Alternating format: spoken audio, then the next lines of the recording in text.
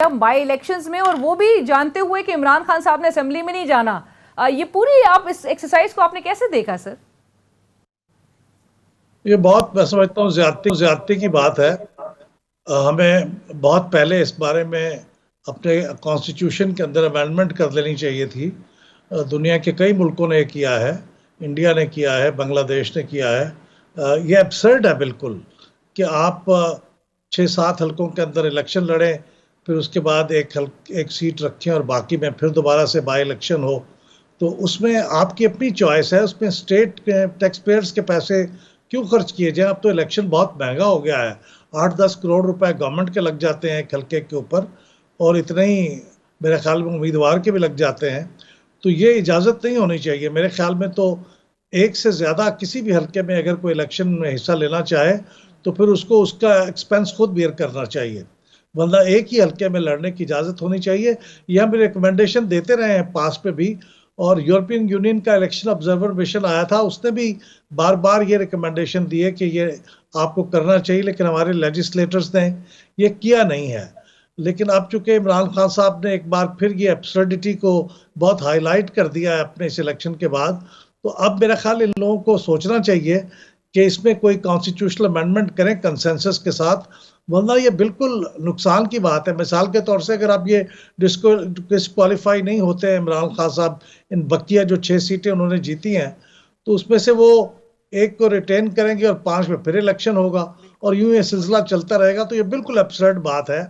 तो इस बारे में मेरे ख्याल में तब्दीली होनी चाहिए और हमें कुछ सीखना चाहिए। इस दफ़ा इमरान खान साहब की मेहरबानी से बात हाईलाइट हो गई है, तो हमें अब इसके ऊपर कुछ काम करना चाहिए।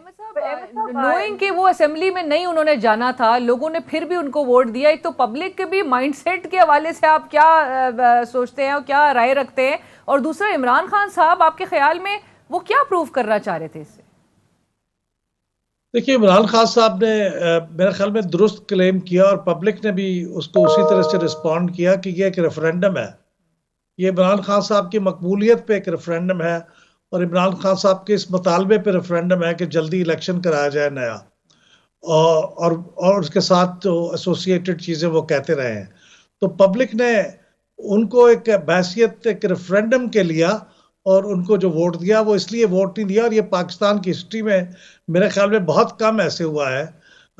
मुझे तो नहीं याद पड़ता कभी ऐसे हुआ हो कि लोगों ने इसको इलेक्शन में, खासतौर पर बाई इलेक्शंस में, वोट इस वजह से दिया हो, ये जानते बूझते हुए कि इसका उन्हें कोई फ़ायदा होने वाला नहीं है। उनका नुमाइंदा असेंबली में नहीं जाएगा, उनकी बात नहीं सुनी जाएगी। उन्होंने फिर भी आए और कोई 40% के करीब वोटर टर्न आउट हुआ। तो ये मेरे ख्याल में एक गैर मामूली बात है, और इसको रेफरेंडम के तौर पर ही लिया जाना चाहिए।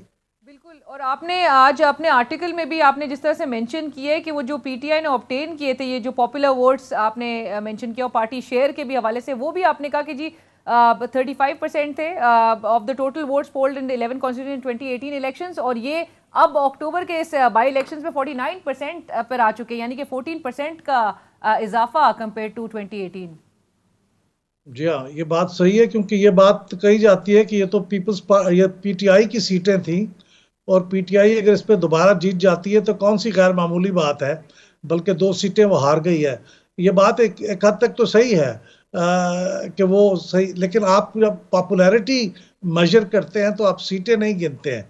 सीटें तो इसलिए अहम होती हैं कि उनके नतीजे में आप हुकूमत बनाते हैं या हुकूमत नहीं बना पाते हैं, लेकिन जो वोट्स हैं वो डिसाइड करते हैं आपकी पॉपुलैरिटी को।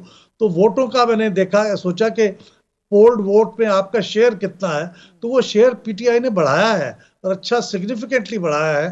तो इसलिए ये बात अहम है कि ये रेफरेंडम था, रेफरेंडम उन्होंने जीता और बड़े मार्जिन से जीता। इस बात को रिकग्नाइज करना चाहिए, इरिस्पेक्टिव कि आप पीटीआई से इत्तेफाक करें या इख्तलाफ करें। अहमद साहब, आपके ख्याल में 2018 के मुकाबले में इमरान खान साहब आज ज्यादा पॉपुलर, और ये स्पेशली इस वोट ऑफ नो कॉन्फिडेंस के इस पूरे मूव के बाद जहां पर उन्होंने सड़कों का रुख किया, इससे वो ज्यादा उनकी पॉपुलैरिटी में इजाफा हुआ है? कम से कम इन 11 हलकों के अंदर तो ये बिल्कुल वाजे हो गया है अब ये, इसको देखने के बाद। लेकिन ओवरऑल भी मेरा अंदाज़ा ये है कि उन्होंने वोट ऑफ नो कॉन्फिडेंस के बाद, चूंकि उनके ऊपर एक शहादत या मजलूमियत का एक पहलू भी पैदा हो जाता है। हमारे यहाँ अवाम सिंपथी का एक फैक्टर होता है ऐसे आदमी को जो हुकूमत से निकाला जाता है। तो चूंकि ये एक नेचुरल तरीके से नहीं निकले, यानी इलेक्शन के जरिए से नहीं निकले, तो उनके साथ एक सिंपथी है लोगों को।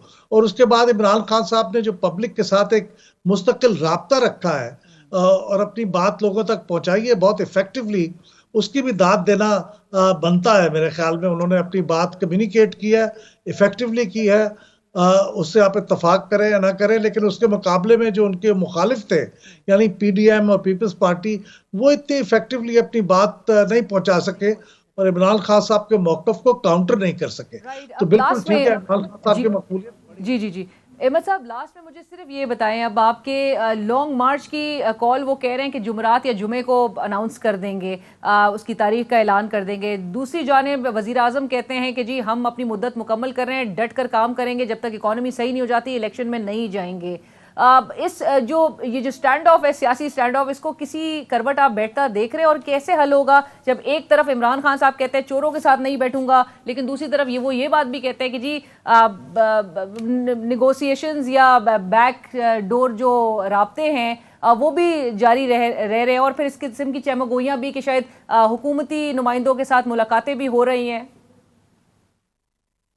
देखिए, एक सियासतदान की हैसियत से मैं इमरान खान साहब के स्टांस पे मुझे बहुत हैरत होती है जब वो अपने मुखालिफ सियासतदानों के साथ बातचीत करने से इनकार करते हैं। हो सकता है सियासी तौर पे उनको कुछ फ़ायदा होता हो, क्योंकि जब आप बहुत टफ स्टांस लेते हैं और उनके खिलाफ तनकीद करते हैं, उन्हें चोर कहते हैं, उन्हें करप्ट कहते हैं, तो उससे आपको कुछ सियासी फ़ायदा तो शायद होता होगा। लेकिन आप एक बहैसियत ज़िम्मेदार सियासतदान के अपना काम नहीं चला सकते, फैसले नहीं कर सकते जब तक आप गुफ्तगू ना करें। आप उनको चोर कहते रहें, आप उनसे तनकीद करते रहें, लेकिन अगर वो कायदे इसमें इख्तलाफ है, अगर वो वज़ीर आज़म है, तो आपका फ़र्ज़ है कि आप उनसे बात करें। इमरान खान साहब ने मेरे ख्याल में ज़्यादती की कि जब वो वज़ीर आज़म थे तो शहबाज शरीफ से बहैसियत कायदे हिज़्ब इख्तलाफ उन्होंने बात नहीं की।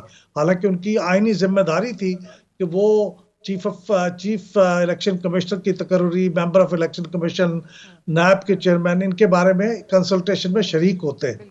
और अब भी उनकी ये जिम्मेदारी है कि वो बातचीत करें।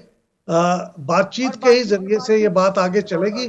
तो ये जो कर रहे हैं लॉन्ग मार्च, ये बड़ा मुश्किल फैसला है उनके लिए मेरा ख्याल में, इसीलिए वो उससे दिन ब दिन उसको पोस्टपोन कर रहे हैं, क्योंकि ये बहुत ही मुश्किल फैसला होगा। इससे उनके तमाम फॉर्च्यून्स जो हैं वो नुकसान भी हो सकता है उन्हें, क्योंकि ये एक बार चले गए तो बंद गली में दाखिल भी हो सकते हैं।